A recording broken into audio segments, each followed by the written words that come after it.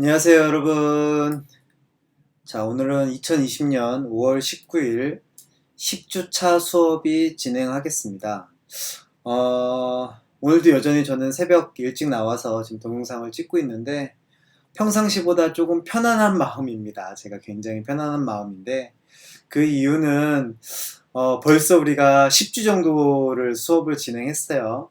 물론 강의실에서 만났다고 하면 조금 더 풍부한 얘기들, 또 즉각적인 피드백을 받으면서 좀 더 알차고 좀 더 이렇게 풍성한 내용들을 좀 여유 있게 다루었을 텐데 그러지 못해서 조금 아쉬움이 굉장히 많긴 하지만 그래도 우리가 또 나름 열심히 한 학기를 잘 달려가고 있지 않나 싶은 생각이 듭니다.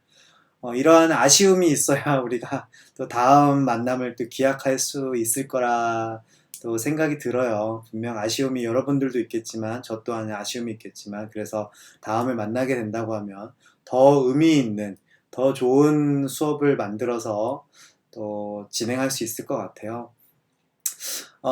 또 우리가 그동안 열심히 씨앗을 저는 뿌렸다고 좀 설명을 하고 싶네요. 우리가 좋은 또 관리와 처방을 내리기 위해서 열심히 씨앗을 좀 지식, 백그라운드를 좀 씨앗을 뿌렸다고 하면 이제는 열매를 맺을 맛있는 달콤한 열매를 이렇게 딸 수 있는 시기라고 저는 생각이 듭니다. 그래서 수업 내용도 앞에서는 우리가 기본적인 관절, 우리가 꼭 기본적으로 알아야 할 신경 원리들, 움직임 조절 이론 등을 간단하게 깊이 있게 하진 못했지만 간단하게 씨앗을 뿌렸으면 이걸 가지고 어떠한 열매, 달콤하고 맛있는 열매를 수확하기 전까지 이제는 좀 그러한 수학을 좀 해야 될 거라고 생각을 하는데, 그래서 이제 오늘부터는 그러한 내용을 가볍게 다룰 예정입니다. 지난 시간까지는 다소 조금 내용이 어려웠다고 하면, 헷갈렸다고 하면, 이번 시간에는 조금 간단하고 할 거니까 너무 걱정 안 하셔도 될 것 같고요.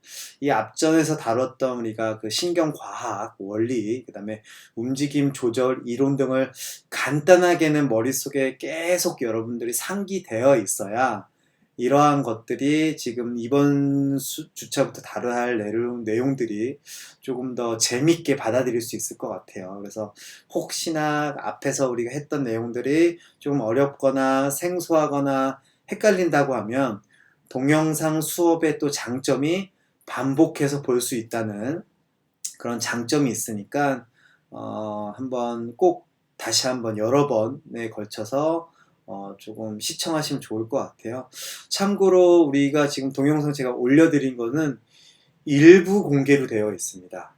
그러니까 부분 공개로 되어 있어서 다른 분들이 검색해서나 서칭해서는 절대 들어올 수가 없고 제가 보내드렸던 우리가 이러닝 시스템의 공지사항에 올려드렸던 또는 카톡방에 개인적으로 올려드렸던 그 주소가 있어야 그걸 눌러야지만 들어갈 수 있습니다. 그러니까 전체 공개가 아니기 때문에 좀 여러분들이 그거를 다시 한번 찾아서 반복적으로 좀 보셨으면 좋겠습니다. 그래서 수업을 한번 시작해 보도록 하겠습니다. 오늘은 맨날 제가 길지 않겠다고 해놓고 길게 했는데 오늘은 진짜 길지 않게 슬라이드도 얼마 안 됩니다. 한번 해보겠습니다.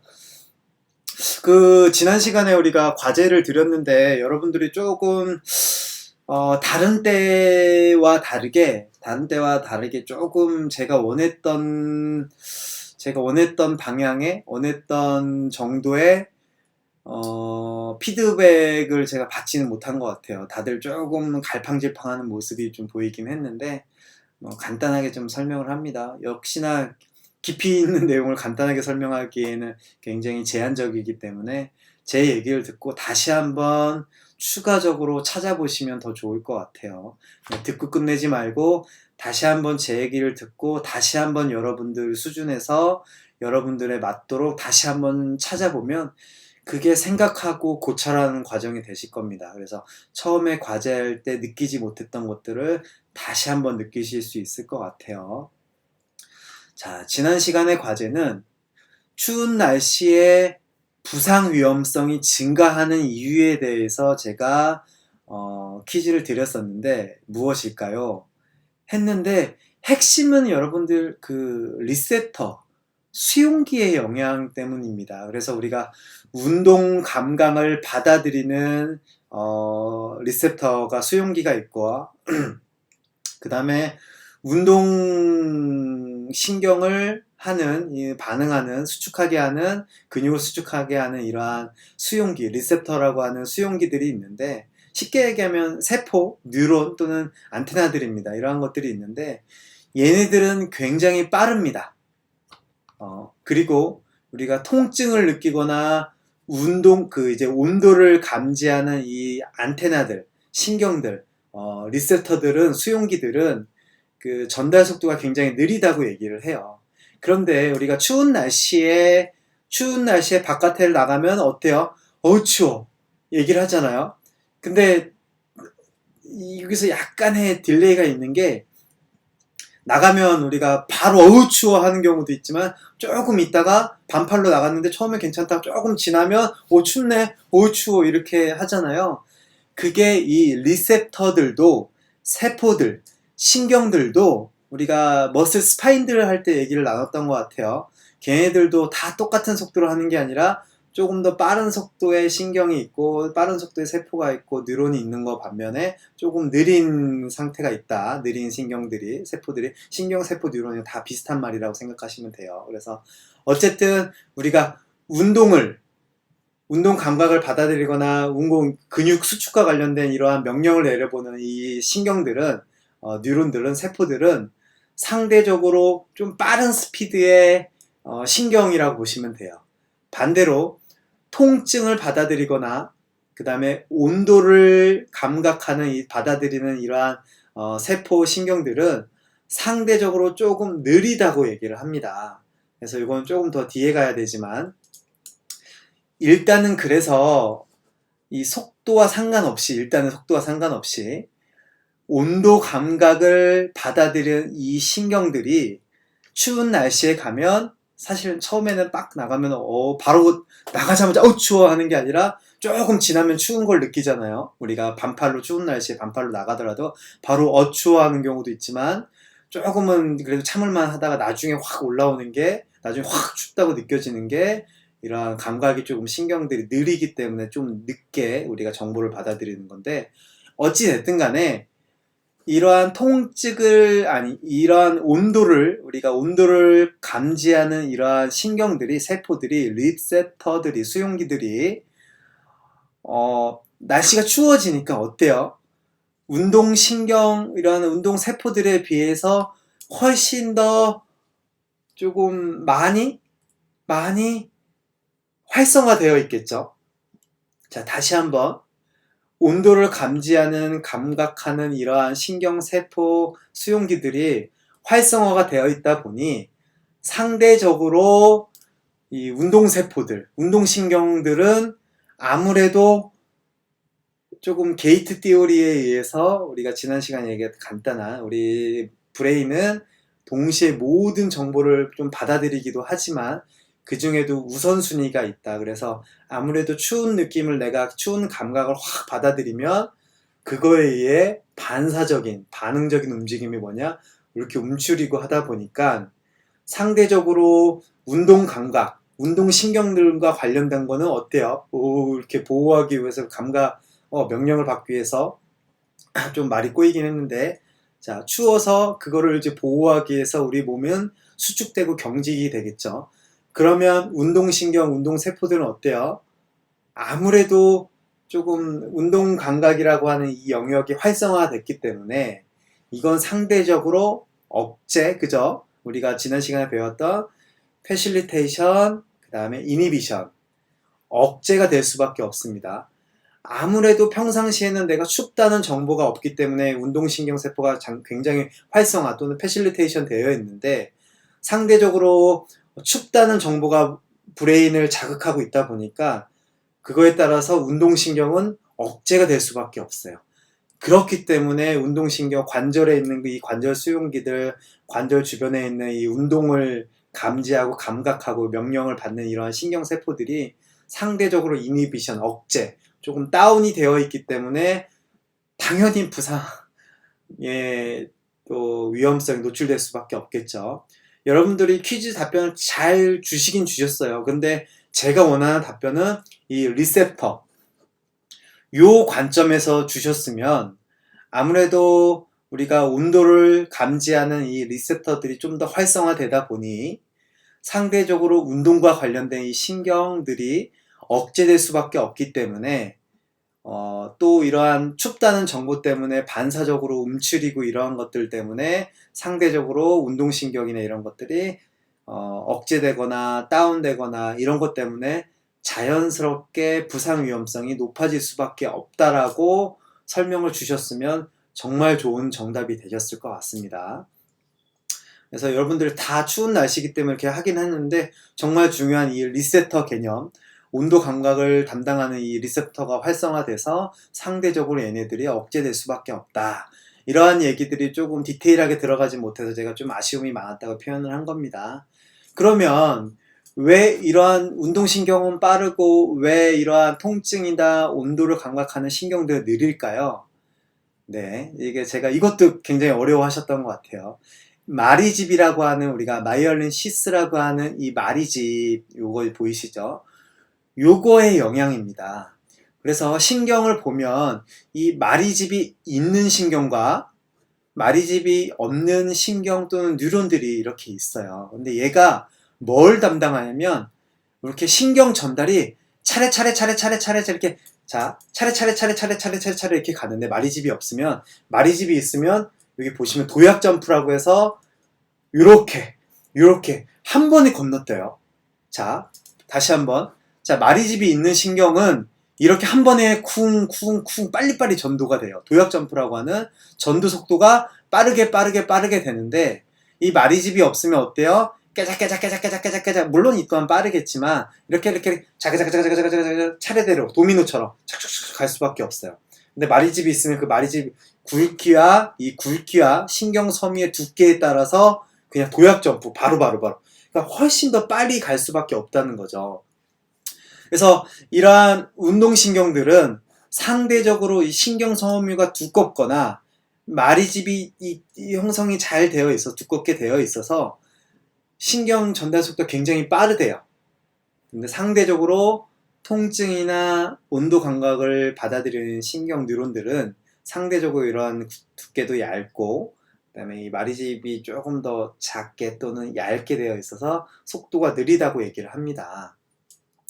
그러면 여기서 우리가 또 굉장히 중요하게 생각하고 고찰해야 될 게 있는데 아마 여러분들도 그래도 보셨을 거라 조금 한두 번쯤은 느끼시거나 보셨을 거라고 판단이 되는데 현장에서 일을 하다 보면 통증이 있는 상황 또는 통증이 있는 일반인, 통증이 있는 선수들이 가볍게 우리가 운동을 하면 가볍게 웜업이라고 하죠. 또는 펌핑이라고 우리가 좀 전문 용어는 아니지만 펌핑이라고 하죠. 이런 걸 하게 되면 약간의 뻑뻑한 불편함이 있었는데 약간의 통증이 있었는데 운동을 가볍게 웜업 또는 펌핑을 하게 되면 그 뻣뻣함, 불편감, 통증이 없어진다고 얘기를 해요. 뭐 때문에 그럴까요, 여러분들? 당연히 뭐 펌핑 됐으니까 당연히 좋아지는 거 아닙니까? 라고 얘기할 수도 있겠지만 아니겠죠. 우리는 이제는 우리가 신경과학, 움직임 조절 이론에 대해서 그래도 간략하게는 머릿속에 우리가 인지가 되어 있으니 조금 더 고차원적으로 조금 더 프리미엄하게 조금 더 있어빌리티하게 있어 보인다는 뜻이죠. 있어 보이게 조금 더 전문가스럽게 표현을 한다고 하면 그냥 그 힘이 생겨서 그렇습니다. 이거가 정답일까요? 아니면 우리가 운동을 받아들이는 운동과 관련된 신경들은 브레인으로 전달되는 속도나 전도 속도가 굉장히 빠르고 상대적으로 통증을 인지하는 받아들이는 신경들은 느립니다. 그래서 운동을 하게 되면 약간의 아픔이 남아있지만 운동을 하게 되면 이 신경이 훨씬 더 빠르게 브레인으로 올라가기 때문에 상대적으로 우리가 통증을 느끼는 이 감각 대해서 얘가 억제되기 때문에 가벼운 운동, 가벼운 그런 펌핑 이러한 것들을 하게 되면 이 통증이 없어지는 게 아니라 살짝 못 느낄 뿐이에요. 그게 우리가 뭐다? 지난 시간에 얘기했던, 지지난 시간에 얘기했던 게이트 티오리. 브레인은 여러 가지 동시 정보를 다양하게 받아들이기도 하지만 그 중에서 가장 전도 속도가 빠른 녀석을 먼저 받아들이면 하순위 또는 후순위에 있는 그 다음 정보에 대해서는 살짝 문을 닫는다. 뭐 그냥 좀 디테일하게 일부러 좀 여러분들이 이해하기 편하게끔 설명을 드리는 겁니다. 물론 얘도 받아들이지만 상대적으로 1번이 가장 빠르게 올라왔기 때문에 얘를 크게 생각하지 않습니다. 그래서 이 전도 속도, 운동을 하게 되면 이 속도가 브레인에 빨리 올라왔기 때문에 두 번째로 느린 통증 신경에 대해서, 통증 자극에 대해서는 상대적으로 조금 낮게, 조금 억제돼서 생각할 수밖에 없기 때문에 부드러워지는 거예요, 여러분들. 여러분들이 현장에 나가면, 우리 이거를 잘 이용하면 고객이 왔을 때, 선수들이 왔을 때, 우리가 바로 즉각적인 처방을 내릴 수 있어요. 예를 들어서 아픈 고객이 왔을 때 우리가 가벼운 모빌리티, 그래서 이 감각, 운동과 관련된 이 감각을 브레인에 올려보내면 아픈 거와 관련된 정보는 상대적으로 느리기 때문에 안 아프게 느낄 수밖에 없어요. 덜 아프게 느낄 수밖에 없어요. 마찬가지로 모빌리티, 운동과 관련된 거죠. 그 다음에 가벼운 운동들, 가볍게 펌핑 좀 해주고 한번 움직여보세요 하면 처음보다 안 아파요. 그렇게 되면 어떻게 된다? 나한테 결제 또는 등록을 해준다. 그럼 나는 유능한 트레이너가 되는 거죠. 이거를 내가 정확하게 알고 있으면 굉장히 도움이 될 것이죠. 그리고 선수들한테 우리가 시합 직전, 훈련 직전에 약간의 불편감, 통증이 있는 선수들한테 어떤 처방을 내릴 수 있다? 그냥 마사지하고 매뉴얼 해주는 게 아니라, 물론 그것도 때로는 상황에 맞게끔 적절한 처방이 될 수도 있지만, 가벼운 모빌리티, 글라이딩 또는 가벼운 펌핑, 가벼운 운동을 통해서 통증을 살짝 상대적으로 떨어뜨릴 수 있다. 어떤 것 때문에? 운동과 관련된 신경을 활성화시켜주면 두 번째 있는 통증과 관련된 거를 살짝 억제 또는 낮추고 떨어뜨릴 수 있기 때문에 이 사람이 통증을 느끼지 않고 조금 더 편안하게 할 수 있도록 처방을 내릴 수 있습니다. 좀 이해가 되셨나요? 그래서 한 가지 더 추가를 하자면, 이러한 마리집과 관련된, 마이올린 시스와 관련된 이러한 것들은 신경 섬유가 두꺼우면 두꺼울수록 전도 속도가 빠르다고 했죠. 뭐 안테나와 같아요. 고속도로와 국도와 같아요. 차선이 넓으면 차가 더 빨리 달릴 수 있죠. 근데 차선이 좁으면 천천히 갈 수밖에 없겠죠. 어쨌든 이러한 것들은 지속적으로 반복적으로 훈련을 하다 보면, 자극을 받다 보면 점점 더 두꺼워진다고 얘기를 해요. 점점 더 두꺼워져서 운동을 계속하면 반응 속도가 빨라지는 것들이 이러한 영향이라고 보시면 됩니다. 간단하게는. 그래서 자꾸 운동을 통해서 반복 숙달하다 보면 이 신경 전도 속도가 빨라지고 하기 때문에 이런 것들을 훨씬 더 좋은 처방을 내릴 수 있겠죠. 이번 시간이, 이 다음 슬라이드가 유연성 훈련과 관련된 건데, 일단 오늘은 이 과제 확인만 제대로 이해했어도 의미 있는 시간이 되지 않았을까, 좀 많은 걸 얻지 않았을까 싶네요. 그래서 조금 설명이 부족하거나 헷갈렸다고 하면 동영상을 다시 한번 반복해서 보거나, 전 수업부터 해당하는 그 신경과학, 움직임 조절 이론과 관련된 걸 다시 한번 처음부터 숙달하다 보면, 시청하다 보면 이게 좀 더 잘 이해가 될 것이고, 그런데도 부족하다, 잘 이해가 안 간다 하면 우리가 메일로 좀 답변을 주시면, 다시 한번 질문을 주시면 제가 즉각적으로 조금 필요한 내용은 바로 답장을 드릴 거고, 즉각적으로 필요하지 않다 하면 그냥 다음 이제 수업 준비할 때 이런 것들을 고려해서 조금 제가 할 거고요. 공통된 질문들이 항상 올라오는 경우도 있어. 저한테 주시는 경우도 있어요. 그런 거는 제가 최대한 반영해 다음 수업을 만들 때 조금 최대한 반영하고, 좀 개인적이거나 즉각적으로 답변이 필요한 것 같은 경우는 제가 바로바로 답변을 드리고 있습니다. 혹시나 답장이 안 가더라도 서운해하지 마시고, 제가 막 30몇 명을 동시에 받아보다 보니까, 다른 수업까지 하면 꽤 많은 사람들 동시에 받다 보니까 좀 그런 어려움이 있습니다. 그렇지만 개인적으로 조금 꼭 필요한 내용을 질문을 주시면, 또 개별적인 만남을 요청하신다고 하면 또 제가 약속 시간을 잡고선 또 이렇게 만나드리고 있으니까 지금 한 3분 정도 오셨던 것 같아요. 그래서 또 한 분 오시고 싶다고 얘기를 했었고, 그래서 좀 개인적으로 연락을 달라고 제가 했는데, 어쨌든 이렇게 지금 하고 있으니까 반복해서 보시고, 또 부족한 거는 찾아보시고, 또 부족한 거는 다시 한번 또 질문을 주시면 좋을 것 같습니다. 자, 이건 넘어가도록 하겠습니다. 자, 이번 시간에는 자, 네, 30분만 한다고 해놓고서 벌써 20분이 넘었네요. 네, 죄송합니다. 네. 자, 유연성 훈련이라고 하는 것을 우리가 조금 이번 시간에 간단하게 다뤄볼 예정인데, 자, 유연성이라고 하면 결국엔 스트레칭이잖아요. 우리가 단순하게 전통적으로 교재에 나와 있는 내용만 가지고 유연성 훈련을 시킨다고 하면 여러분들이 할 수 있는 건 뭐가 있을까요? 스트레칭밖에 없겠죠. 스트레칭 중에서도 정적인 스트레칭을 할 거냐, 그냥 눌러주고 말 거냐, 아니면 동적인 다이나믹한 스트레칭을 할 거냐, 이 두 가지밖에 없어요. 그렇지만 우리는 뭘 배웠다? 신경과학 원리를 간단하게 알고 있다. 그리고 움직임 조절 이론에 대해서 간단하게 알고 있으니 조금 더 고차원적인, 조금 더 프리미엄함, 조금 더 전문가에 가까운 처방과 를 내릴 수 있고, 이거를 생각하고 고찰하는 습관이 조금은 가지셨을 거예요. 그래서 이런 걸 한번 또 어떻게 풀어가는지 한번 보도록 하겠습니다. 자, 우리가 조금 두 가지 관점이 있다고 말씀을 드렸어요. 전통적으로는 이 구조적인 관점. 구조적인 관점은 뭐냐? 스트레칭. 자, 스트레칭은 관절의 움직임의 범위, 관절 움직임의 범위 또는 근육의 길이 등을 조금 늘어나게 하는 이러한 스트레칭 요법인데, 이거는 정적인 스트레칭이 있고 동적인 스트레칭이 있습니다. 정적인 스트레칭에서는 그냥 우리가 눌러주는, 흔히 알고 있는 눌러주고 끝 지점에서 한 수초 동안 멈춰주고 근육의 길이를, 이건 뭐라고 했어요, 여러분?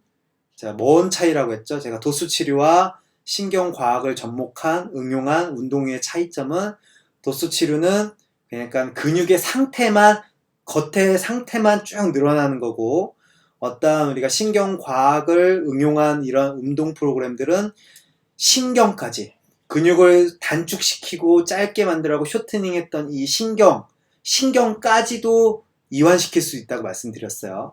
근데 정적인 스트레칭은 뭐다? 단지 근육의 상태만 조금 뭉쳐져 있는, 단축되어 있는, 쇼트닝 되어 있는 상태만 늘려주는 거기 때문에 상대적으로 우리처럼 좀 더 의미 있는 고차원적인, 좀 더 프리미엄한, 또 전문가스러운 이러한 처방을 내리기에는 굉장히 낮은 처방이라고 볼 수 있습니다. 물론 수술 초기에는 가볍게 그렇게 조금 정적인 스트레칭도 시킬 수 있지만, 조금 더 우리가 다음 단계에 넘어갔을 때는 스트레칭도 정적인 것보다는 당연히 동적인 스트레칭이 조금 더 수축 이완을 액티브하게 능동적으로 반복하기 때문에 훨씬 더 좋다고 얘기를 하는데, 제가 이거 신경 활성화, 이거는 지금 그 애니메이션 효과 나중에 딱 나오는 걸 했었어야 하는데 이걸 못하고 그냥 써놨네요.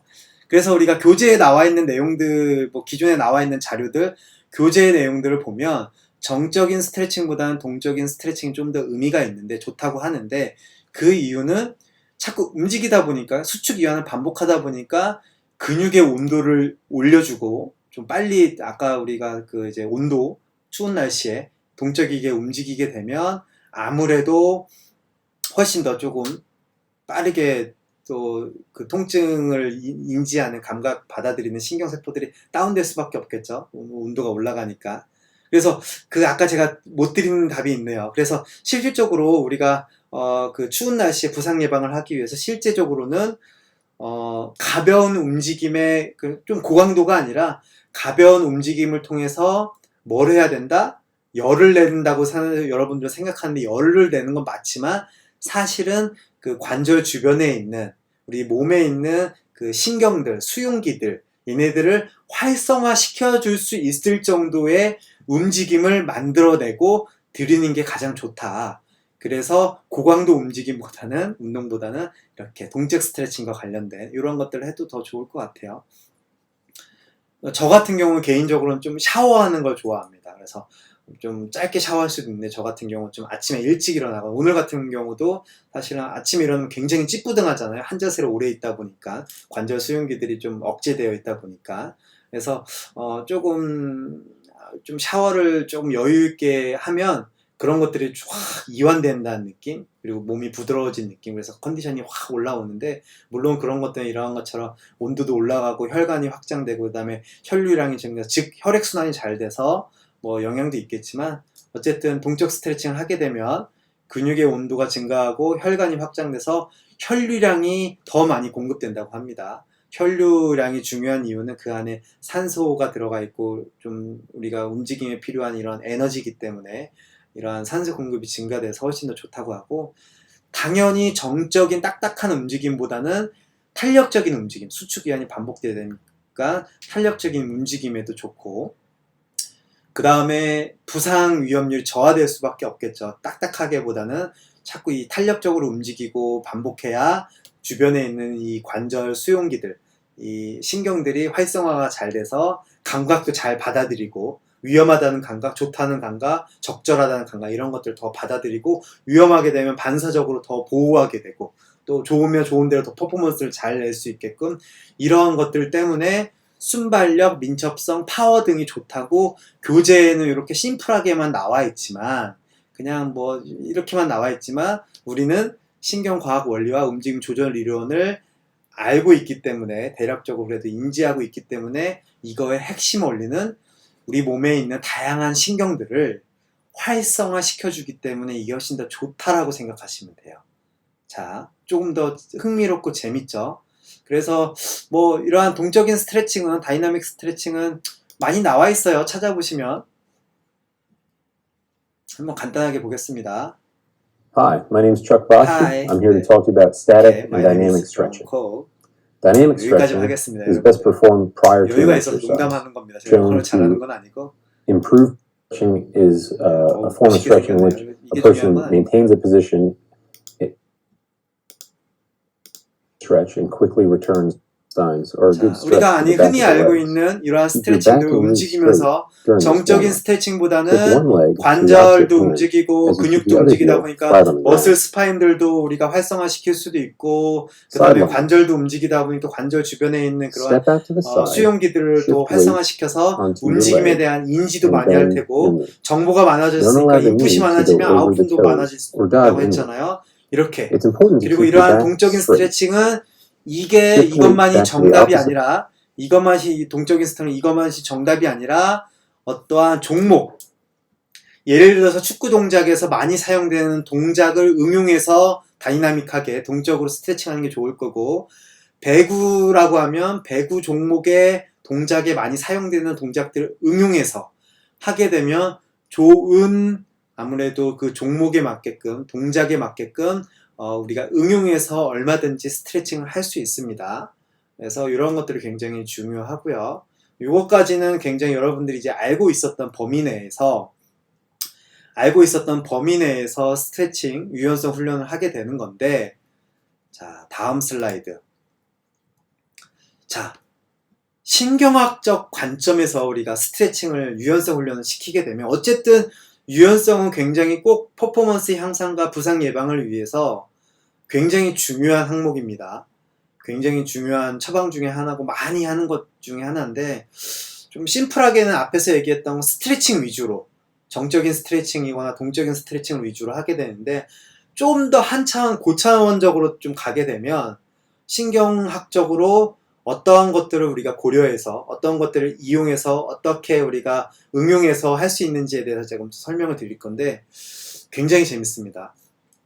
우리 여러분들 정적인 스트레칭을 할 때 근육이 어쨌든 근육의 길이가 짧아져 있거나 좀 우리가 경직되어 있거나 단축되어 있거나 쇼팅되어 있거나 짧아져 있다는 뜻인데 또 똑같은 말입니다. 어쨌든 이러한 것들이 늘려주기 위해서는 1차적으로 근육의 길이를 늘려주기 위해서는 이렇게 좀 길이 변화를 주기 위해서 스트레칭, 정적인 스트레칭도 필요한 건 사실입니다. 근데 우리가 뭘 배웠어요?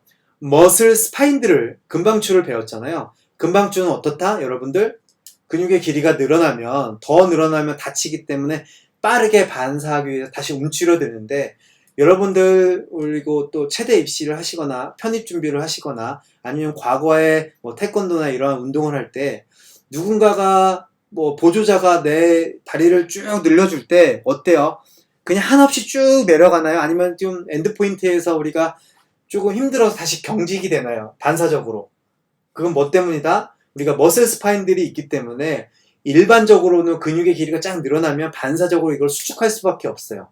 그러면 우리가 원하는 이 정적인 스트레칭의 효과가 있을까요? 없을까요? 당연히 없겠죠. 그러니까 쉽게 안 좋아지는 거예요, 여러분들. 근육의 길이가 늘어나는 것보다 머슬 스파인들에 다시 반사적으로 움츠러들려고 하다 보니 상대적으로 이 정적인 스트레칭 효과가 떨어질 수밖에 없습니다. 동적도 마찬가지고요. 동적은 그나마 좀 낫긴 하지만 그럴 때 우리가 어떠한 테크닉, 신경학적으로 어떠한 테크닉을 쓸 수 있는지 볼게요. 우리가 진동기, 바이브레이션이라고 하는 진동을 통해서 Hey everybody, this is Tayson from healthandmed.com. Hey everybody, yeah, okay. This is video 죄송합니다. 네, of 요즘 our 제가 영어 공부를 vibration 열심히 series. 하려고 In 하고 this 있다 particular 보니까 video, we're going to be 따라하게 focusing 되는데 on 아직은 영어 잘 stretching, 못합니다, 여러분들. helping you to either begin a full 볼게요. workout while you're doing this. Back, stretch. Just 자, stretch 우리가 your back 앞쪽의 스트레칭이라는 뜻이죠. 포워드. glutes and your hamstrings. 햄스트링을 You can be a little bit more aggressive with this in later exercises. This one's just a nice. 자, 보세요, 여러분들. 지금 뒤쪽을 앞쪽, 그러니까 포워드라고 해서 앞쪽 스트레칭 한다는 뜻인데 앞쪽을 하겠다는 게 아니라 뒤쪽을 그냥 앞방향으로 해서 포워드 앞방향으로 해서 이제 스트레칭 하겠다는 뜻인데 백워드는 뒷방향이죠. 그러면은 뒷방향으로 동작을 취해서 앞쪽을 스트레칭 하겠다는 건데 지금 보시면 이 진동, 바이브레이션이 느껴지나요? 자, 이거 디테일하게 보시면 이 바이브레이션이 느껴지셔야 되는데 자, 허리 스트레칭이라는 뜻입니다. 로백은. 자, 허리를 좀 더 구부리겠죠. 근데 일반적으로는 우리가 뭐가 있어요? 코어 컨트랙션, 동시 수축이 있어서 주둔근과 기랑근이 허리 아프신 분들한테는 주둔근과 기랑근이 동시에 수축되어 있어서 허리 통증을 발생하는 경우가 많이 있는데 마찬가지로 유연성이 좋지 않은 분들은 이게 신경섬유가 꽉 잡혀 있어서 근육이 동시 수축이 되어 있어서 잘 안 늘어나는 건데 그걸 우리가 일반적으로 늘려주기 위해서 정적인 스트레칭이나 다이나믹 스트레칭을 하게 되면 머슬 스파인들에 의해서 늘어나는 것도 있지만 사실은 더 반사적으로 반응하기 때문에 쉽게 잘 안 늘어난다는 거죠. 그렇지만 이 진동기가 뭘 해줄까요? 뭘 혼란스럽게 할까요? 자, 이 진동기가 좀 아이고 뒤로 갈게요.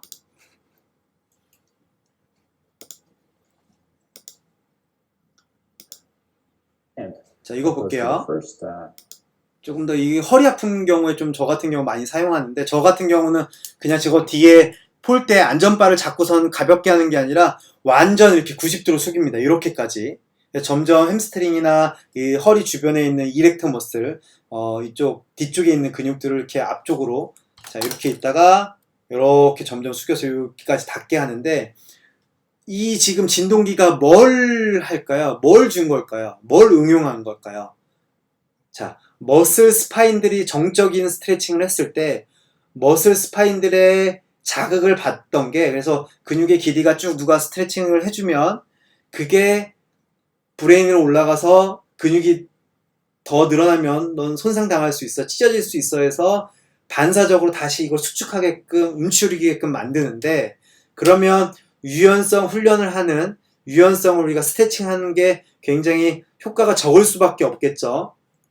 근데 이 바이브레이션을 이용하면 이 진동을 이용하면 머슬 스파인들이 브레인으로 올려보내는 이 신호를 혼란시켜요. 흔들어 버려서. 자, 이렇게 확 올라가야 하는 걸 이 흔들어 버려서 혼란스럽게 하는 겁니다. 그래서 신경 신호가 잘 늘어난다는 머슬 스파인들이 근육의 길이가 늘어난다는 거를 상대적으로 떨어뜨리는 거예요. 억제시키는 거예요. 이 움직임 때문에. 자, 근육이 늘어난다는 신경도 있지만 자, 근육이 늘어난다는 이 자극, 감각을 브레인에 원래는 받는 게 정상인데 이 진동을 줘서 이 신호가 브레인에 올라가는 늘어난다는 이 머슬 스파인들이 쫙 늘어난다는 신호를 혼란에 빠뜨리게 합니다. 이 신호도 오니까 얘도 받아야 되잖아요. 근데 뭐다? 우리가 이 운동 감각이 훨씬 더 빠르기 때문에 이 신호를 통해서 얘가 머슬 스파인들이 올라가는 이 신경을 주는 거를 확 에이퍼런트 정보를 다운시켜서 이퍼런트도 작게 해야 하는 거야. 그래서 그냥 할 때보다 저 진동기 바이브레이션이 위에서 올라가서 스트레칭을 하면 훨씬 더 우리가 더 많이 내려갈 수 있어요. 실제로 해보면. 그래서 제가 지금 전에 있던 저희 지금 회사를 이사 왔는데 이사 오기 전에 저 장비가 있어서 허리 아프신 분들이나 햄스트링이 유연하지 않은 분들한테 그 이제 아까처럼 저 진동기에 올라가서 쟤는 좀 초기 단계에서 안전바를 이용해서 이렇게 잡고 천천히 갔지만 사실은 저 같은 경우는 스탠딩에서 일자로 섰다가 어디까지 이렇게 완전 구부리는 것까지 단계별로 한 번에는 아닙니다. 단계별로 시키다 보면 유연성이 정말 눈에 띄게끔 확 좋아진 걸 보일 수 있어요. 그런 식으로 우리가 신경과학을, 신경학적 관점을 접목하면 이렇게 할 수 있습니다. 여러분들 재밌죠? 충격이죠? 그래서 우리가 신경과학이 중요하다는 겁니다. 그래서 이 원리만 대략적으로만 여러분들이 인지만 하고 있어도 우리의 처방이 훨씬 더 고급스럽고 좀 더 전문가스럽게 될 수밖에 없습니다. 자, 여기까지 넘어가고 얘 또 부족하면 다시 또 한번 보시면 좋을 것 같습니다. 근데 이러한 걸 이용해서 하는 스트레칭은 많지는 않아요. 현장에 있는 트레이너분들이 여기까지는 아직은 생각하고 고찰하지 못하기 때문에 저도 이 동영상을 찍어 놓을 걸 했는데 못 찾아봐서 혹시나 찾아봤는데 이 동영상이 있긴 있더라고요. 근데 많지는 않습니다. 어쨌든 이러한 진동을 통해서 머슬 스파인들이 느껴야 할 이 브레인을 올려보내야 할 이 정보를, 근육이 늘어난다는 이 정보를 이 진동기가 약간은 얘를 억제시켜 줄 수 있는 효과, 이 자극을 통해서 혼란스럽게 해서 근육이 늘어나도 다시 반사적으로 수축하지 않게끔 합니다. 자, 다시 한번 원래 기존대로 우리가 정적인 스트레칭을 하게 되면 근육의 길이가 늘어나면 늘어나지 않게끔, 손상당하지 않게끔 다시 반사적으로 근육이 수축해라라고 얘기를 하는데 그 신호가 이 진동, 바이브레이션에 의해서 이 운동학적인 이러한 정보에 다른 정보에 의해서 상대적으로 떨어져서 근육이 다시 수축해야 되는데 고고하게 수축해야 되는데 그게 아니라 조금 더 늘어나게끔 둬요. 혼란스럽게 이거를 뇌를 속인다고 보시면 돼요. 브레인을 속인다고 보시면 됩니다. 이 원리를 이용해서. 그렇게 하다 보면 실제로 그냥 스트레칭 하는 것보다는 훨씬 더 많은 범위까지 끝에까지 더 많이 우리가 스트레칭 될 수 있습니다. 재밌죠? 굉장히 재밌습니다. 저 또한. 현장에서 제가 좀 많이 사용하고 있는 기법이기도 하고요. 그 다음에 우리가 스킬 트레이닝이라고 하는 스킬 트레이닝이라고 하는 이 관점도 또 있어요. 자, 스킬 트레이닝이 뭘 의미할까요, 여러분들? 자, 스킬 트레이닝은 이거는 제가 옛날에 찍어놨던 거고 사실은 이 지금 스킬 트레이닝과 관련된 적절한 100% 매칭이 되는 동영상은 아닐 겁니다. 우리가 스킬 트레이닝이라고 하면 사다리, 레더 모양 그걸 막 한다거나 가벼운 기능성 운동, 점프 운동이 될 수도 있고 하는데 이 점프 운동, 기능성 훈련, 이러한 스킬 트레이닝은 뭘 자극하는 걸까요, 여러분들? 주동근과 기랑근의 우리가 어떤 동작을 할 때 주동근과 기랑근의 억제, 자가 억제를 이용하는 겁니다. 상호 억제 또는 자가 억제. 그러니까 어떠한 내가 조금 보호하기 위해서 조금 더 부드럽게 한다거나 아니면 조금 내가 반대편에 있는 주동근을 활성화시키기 위해서 조금 더 주동근을 활성화하기 위해서 반대 억제, 상호 억제 뭐가 필요하다고 했죠? 기랑근의 이완, 스트레칭이 중요하다고 했는데 신경학적으로 그거를 스킬 트레이닝을 통해서 유도하는 거예요. 자, 보실게요. 다시 한번 우리가 단순하게 근육의 길이, 관절의 범위만 일방적으로 늘려주는 게 아니라 신경학적인 관점 차원에서 그 중에서도 자가 억제, 내 관절을 스스로 보호하기 위해서 조금 힘을 푸는 거, 딱딱한 관절을 조금 부드럽게 풀겠죠. 그 다음에 상호 억제 또는 반대 억제라고 하는 주동근이 퍼포먼스를 최대로 내기 위해서는 반대편에 있는 기랑근이 신경학적으로 스트레칭을 이완을 팍 시켜줘야 쭉 치고 나갈 수 있다고 했죠. 그러한 환경을 인위적으로 만들어서 관절 또는 근육들이 수축되어 있는 게 아니라, 그러니까 유연성이 안 좋다는 건 사실은 근육들이 그냥 항상 수축되어 있다는 뜻이잖아요. 항상 수축되어 있다는 뜻이잖아요. 그거를 우리가 이러한 스킬 트레이닝을 통해서 일부러 신경이 확 풀리게끔, 그래서 근육이 이완되게끔, 관절이 조금 더 부드러워지게끔 하는 효과를 스킬 트레이닝을 통해서 만들어 버리는 거예요. 그 환경을. 다이나믹 시스템이라고 했죠. 우리가 환경을 만들 수 있고 그 인간은 모든 환경에 적응할 수 있다는 다이나믹 시스템 티오리. 한번 볼게요. 그렇지, 좋다. 자, 앞으로 나아가기 위해서 살짝 저항도 좋지만 기랑근이 풀려야겠죠. 뒤쪽에 있는 근육들이. 근데 동작이 지금 뻣뻣합니다. 딱딱합니다. 쉴 시간 없어, 빨리 와, 빨리 쉴 시간 와. 없죠. 어때요? 딱딱하죠? 얘는 동시에 뒤쪽에 있는 근육이, 뒤쪽에 있는 기랑근들이 아직은 유연하지 않게 못 놔주는 거예요. 자, 뭐 이걸 뭐 우리가 코어 컨트롤에서 동시 수축이라고도 하고, 유연하지 않은 분들, 유연하지 않은 선수들이 사실은 네, 굉장히 동시 수축, 뒤쪽 근육이 좀 기랑근들이 잡혀 있고 유연하지 않는 그런 상황인데, 이걸 반복해서 하다 보면, 자 보세요. 준비, 최대한 부드럽고 빠르게 치고 나가야 돼. 탄력적으로 시작. 하나, 둘, 좋아. 오, 좋다. 굿. 자 어때요 여러분? 좋아. 다르죠? 오케이. 아까랑 다르죠? 준비. 그렇지. 굿. 좀 더 빠르게. 굿. 탄력 앞으로. 오케이. 제가 아까보다 훨씬 더 세게 잡고 있음에도 불구하고, 이 친구가 앞으로 팍 더 빠르게 신속하게 스피드하게 나갈 수 있는 이유는 뒤쪽에 있는 기랑근들이 훨씬 더 잘 풀어졌기 때문에 나아갈 수 있는 겁니다. 그래서 이러한 스킬 트레이닝을 통해서 훨씬 더 내가 힘을 빼야 할 때 힘을 빼고, 이런 것들을 통해서 훨씬 더 기랑근이나 이런 녀석들을 스트레칭, 이완, 유연성 훈련을 시켜줄 수 있다는 겁니다. 우리가 정적인 스트레칭, 동적인 스트레칭보다는 훨씬 더 고차원적이죠. 선수들한테는 이왕이면 좀 단순한 스트레칭보다는 이러한 운동도, 실제 퍼포먼스 능력도 좋아질 수 있는, 그 환경에서 스트레칭이 될 수 있는 이러한 우리가 처방을 내는 게 굉장히 중요할 것 같습니다. 정적으로 스트레칭은 의미가 있을까요? 그냥 근육의 길이만 살짝 늘어나는데, 동적으로 물론 동적 스트레칭이 정적 스트레칭보다 좀 더 낫긴 하지만, 좀 더 내 종목에 맞는 최고의 퍼포먼스 상황에서까지도 유연해질 수 있고 좋아질 수 있고, 퍼포먼스를 향상시켜줄 수 있는, 스피드업을 시켜줄 수 있는 이러한 것들이 굉장히 중요합니다. 대략적으로 이제 좀 이해가 되셨죠? 슬라이드가 많지 않기 때문에 다음입니다.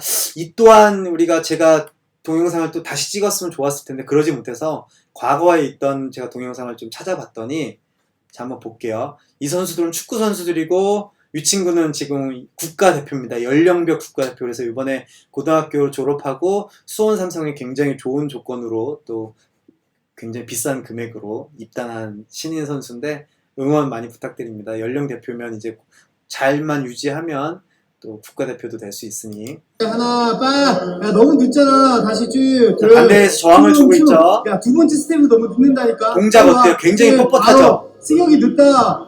강야. 쭉. 다시 10개씩 해. 어때요? 굉장히 뻣뻣하죠? 너무 뻣뻣합니다, 지금. 뻣뻣하다는 건 동시수축이죠. 주둔근과 기랑근. 근데 또 이 또한 에너지 효율성에서 좋지 않아요. 주둔근만 확 쓰는 게 에너지를 좀 절약하는 거지, 반대에 있는 기랑근까지 동시수축한다고 하면 에너지를 2배 쓰는 겁니다. 그러면 빨리 지칠 수밖에 없죠, 여러분들. 그런 차원에서도 유연성은 굉장히 중요합니다. 여전히 굉장히 뻣뻣하죠. 이 또한 그래도 처음보다는 나은 겁니다. 근데 우리가 이걸 반복했다 보니 좋다. 어때요? 좀 아까보다는 조금 더 자, 부드러워지죠? 착지에서 한번 와보자. 착지. 자, 아직은 제가 원하는 동작까지 나오진 않았지만, 야, 승혁아 처음에 할 때 좀 더 앉아야 돼. 무릎 구부려야 된다. 잔소리 많이 합니다, 제가. 그렇지, 지금 좋았어, 승혁아. 아니, 3개만 더 해봐. 좋았는데. 에이, 참. 네, 뺀질거리죠. 제가 이래서 늙습니다, 여러분들. 네. 둘 다 승혁아 무릎. 자, 아까에 비해서 어때요? 그래도 처음보단 낫죠? 이거 딱딱했던 거에 비해서 그래도 훨씬 더 낫습니다. 자, 다시 한번. 처음에 딱딱했던 것보다는 여전히 제 기준에는 못 미치지만, 제가 원하는 수준은 아니었지만, 처음보다는 반복하다 보면 훨씬 더 부드러운 동작, 즉 부드럽게 유연성, 관절의 유연성, 승현아, 처음에 근육의 꼭 앉아야 유연성이 돼. 확보가 됩니다. 구부려야 된다. 네. 이렇게 우리가 선수들이 그냥 막 스트레칭 하는 걸 좋아할까요? 이렇게 운동을 하면서 뭔가 조금 더 관절이 부드러워지는. 실제로 그래서 아까 딱딱했던 상태보다 이런 것들을 잘 되고 나서 유연성 테스트를 해보면 조금 더 부드러워진 게 느껴져요. 근데 우리가 고차원적으로 생각해야 될 건 뭐다? 그냥 정적인 상황에서 근육을 쫙 늘려주는, 근육의 연결 상태만 늘려주는 것보다는 움직임 속에서, 선수들 같은 경우는 특히나 더 이 퍼포먼스 상황에서도 유연성이 확보되는 게 더 중요한데, 그런 거는 이러한 우리가 스킬 트레이닝 또는 이런 것들을 통해서 신경학적으로 고려되지 않으면 절대 좋아질 수 없다.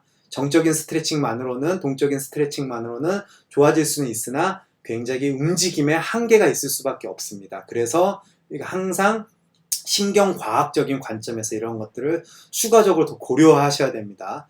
제 이 자료는 여러분한테 보여드리려고 찍은 게 아니라 예전에 그냥 이제 코치님들한테 이렇게 했더니 좀 더 부드러워지고 좋아졌습니다 라고 좀 드리려고 찍어놨던 건데, 조금 다시 찍을 시간이 없어서 이렇게 좀 해드렸는데, 조금 더 이런 거 고려된 걸 더 하다 보면 점프 운동도 힘을 팍 부드럽게 찾지, 힘을 팡 부드럽게 찾지, 팡 이런 식으로 하다 보면 힘을 빼야 할 때 빼져요, 저절로. 근데 뻣뻣한 친구는 힘을 빼야 할 때 못 뺍니다. 그게 우리가 얘기하는 근육의 길이만이 아니라 관절에서의 유연성, 그 다음에 근육의 길이에서도 길한근이 힘을 빼줘야, 주둔근도 빼질 수도 있겠죠. 힘이 풀어줘야 할 때 힘을 딱 풀어야, 강약 조절을 잘해야 유연성이 좋아지는 겁니다. 신경과학적으로 추가적인 설명을 하자면. 그래서 이런 것들이 여러분들이 꼭 고려하셔야 됩니다.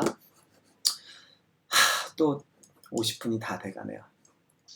그래서 우리가 유연성 훈련을 할 때는 여러분들 구조적인 관점에서 전통적으로도 많이 하지만 우리가 신경학적인 관점에서도 이러한 것들을 제가 보여드린 것 이외에 여러분들이 좀 신경과학적인 간단한 원리, 움직임 조절적인 원리를 응용해서 다시 한번 생각해 보셨으면 좋겠어요. 그래서 신경학적으로도 유연성을 충분히 늘려주는 게 중요하다. 구조적인 관점에서는 그냥 이제 근육의 현재 상태, 짧아진 상태만, 그 겉에 껍데기만 좀 늘어뜨리는 역할을 하는데, 신경학적으로 보면 이 근육이 짧아져 있는 이유는 신경 또한 짧아져 있고, 또 어떻게 보면 동시수축일 수도 있고, 이렇기 때문에 이거를 신경도 같이 풀어주는 거, 이완시켜주는 게 중요하고, 주둔근이든 기랑근이든 힘을 빼야 할 때 빼주고, 또 힘을 좀 써야 할 땐 써주고, 이게 퍼포먼스 향상에 도움이 되는 유연성 훈련입니다. 그래서 이것들을 고려하는 게 되게 중요하다는 걸 다시 한번 좀 설명을 드리고 싶고, 그래서 출석 확인 및 퀴즈입니다. 자, 내일이죠. 오늘 5월 19일이고 화요일이고, 내일 수요일 2시 30분까지 과제를 보내주시면, 자, 내일 2시 30분 안에 과제를 보내주시면 출석으로 인정입니다. 근데 2시 30분 이후에 보내주시면 지각이 될 거예요. 그런데 그 다음 11주차 수업 되기 전까지 보내주셔야 저희가 지각으로 해드리지, 다음 수업 차수가 진행이 됐는데 그걸 보내주시면 저는 결석으로 처리할 수밖에 없습니다.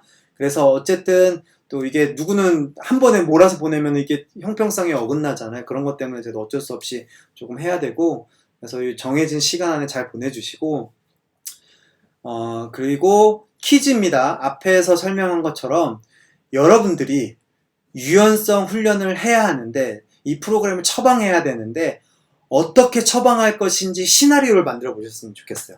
예를 들어서 나는 유소년 축구선수가 유연성이 부족해서 유연성 부족으로 인한 통증이 발생하든, 유연성 부족으로 인해서 뭔가 퍼포먼스 능력이 좀 떨어진다. 그래서 나는 유연성을 좀 좋게 해주고 싶은데, 정적인 스트레칭을 다리 햄스트링 스트레칭 10초 동안 몇 세트 반복할 것인지, 30초 동안 몇 세트 반복할 것인지, 아니면 동적인 스트레칭을 정적인 스트레칭 5분 하고 동적인 스트레칭을 10분 하겠다. 동적인 스트레칭의 동작은 어떤 것들을 하겠다.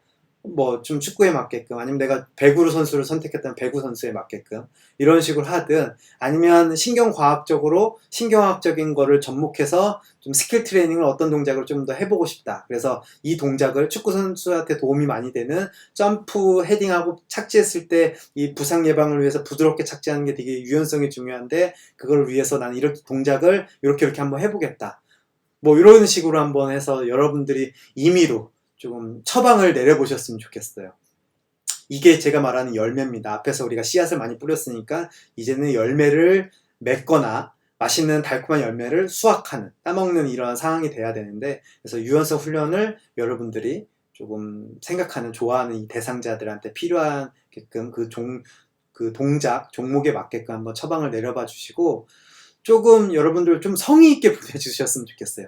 잘 보내주시는 있는 반면에 제목 있고 내용도 아무것도 없습니다. 그러나 첨부 파일 딱 보내주고 하면은 받는 사람 입장에서 제가 조금 이게 뭐지? 뭘 설명하려고 하는 건지 그것 때문에 가끔 출결 확인에 오해가 생기시는 분들이 있어요. 저도 좀 헷갈릴 수밖에 없고. 그래서 이왕이면 조금 형식 분량 제한은 없지만 이왕이면 제목도 잘 달아주시고 안에 내용도 조금 누구누구입니다. 몇 주차 과제 제출하겠습니다. 확인 부탁드립니다. 이러한 식으로 간단하게 써주시고 그 다음에 뭐 첨부 파일을 보내주시든 첨부 파일이 없다고 하면 맨 위에 상단에 내용에 누구누구입니다. 물론 제목에 들어가 있겠지만 본문에도 다시 과제 제출하겠습니다. 확인 부탁드립니다. 그리고 과제를 보내주시고 내용에 해당하시고 아니면 그냥 첨부 파일 확인 뭐뭐 누구누구입니다. 몇 주차 제출합니다. 이렇게 해서 첨부 파일 확인 부탁드립니다. 이렇게 해서 첨부 파일을 추가적으로 써주셔도 되고 그래서 조금 저는 여러분들이 성의 있게 보내주셔야 조금 더 의미 있게 잘 보내주셔야 이게 여러분들 평가 항목입니다. 저희가 중간고사를 보지 못했기 때문에 그동안 퀴즈 내드렸던 거에 출결 확인을 하고 그 내용을 바탕으로 해서 제가 여러분들을 평가할 수밖에 없기 때문에 기말고사는 제가 알기로는 또 그래도 학교에 모여서 하는 걸로 알고 있는데 그동안 우리가 냈던 이 과제도 중요한 평가 항목 중에 이걸 가지고 제가 할 수밖에 없기 때문에 중요하기 때문에 2학년 조금 성의 없게 그냥 막 보내는 게 아니라 조금 내용을 충실하게 써서 알차게 잘 예의를 갖춰서 조금 보내주셨으면 좋겠습니다. 자, 여러분들이 나중에 어디 갔는데 제자 또는 후배가 여러분한테 보내는데 제목 딱 보내고 내용도 없고 그냥 첨부 파일 읽고 하면은 이게 뭐야 이렇게 할 수 있어. 여러분들 사실은 혼납니다. 엄청 반려당해요. 뭐야 하고 딱 보내버립니다. 근데 제목 딱 보내고 함축해서 보내고 첨부 파일이 있다면 그 본문 안에 그냥 이제 메일 내용 안에 몇 주차 수업을 이렇게 보내드립니다. 확인 부탁드립니다. 이런 식으로 하고 다시 첨부 파일이 없다면 맨 위에 상단에는 몇 주차 수업 누구입니다. 그래서 몇 주차 수업 이렇게 해서 아래처럼 이렇게 보내드립니다 하고 내용을 또 밑에 붙여놓다. 이런 식으로 해서 어쨌든 조금 굳이 표현하자면 좀 더 예의 있게 좀 더 표현하자면 조금 더 의미 있게 조금 잘해서 성의 있게 좀 보내주시는 게 여러분들한테 도움이 될 겁니다. 그리고 이거는 지금 저한테만 해당이 되는 게 아니라 여러분들이 나중에 취업하시고 어디 가시든 또 상위 보고자한테 보고하는데 제목만 딱 하고 보내면 좋아할까요? 전혀 그렇지 않습니다. 이게 또 중요한 또 여러분들한테 중요한 또 기본 소양이기 때문에 이런 것들을 좀 고려하셨으면 좋겠습니다. 자, 30분이 또 2배 가까이 넘었네요. 그래도 알찬 수업이 됐을 거라 믿어 의심치 않고 모르는 거 있으면 다시 한번 반복해서 들으시고 그리고 추가적으로 또 찾아봐서 생각하고 고찰하는 습관 들으시고 그 다음에 그래도 모르는 게 있으면 개인적인 질문 주시면 좋습니다. 그리고 혹시나 질문을 제가 중요한 질문 즉각적으로 답변 드릴 거는 바로 드릴 것이며 그렇지 않은 경우는 수업 시간에 참고를 해서 좀 할 것이니까 담아 드릴 거니까 그런 것도 좀 양해 부탁드리도록 하고요. 아무튼 또 다음 주에 보도록 하겠습니다. 자, 다음 주에 뵙겠습니다. 수고하셨습니다.